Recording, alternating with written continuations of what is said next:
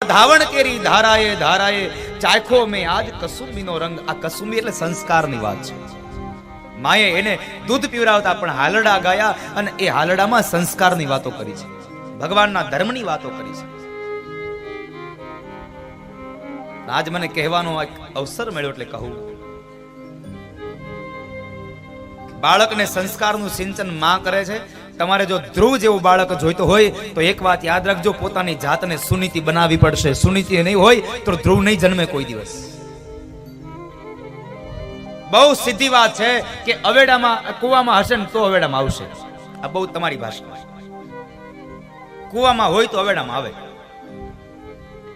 માની અંદર સંસ્કાર હોય તો દીકરામાં આવે, બાકી સંસ્કાર ના આવે.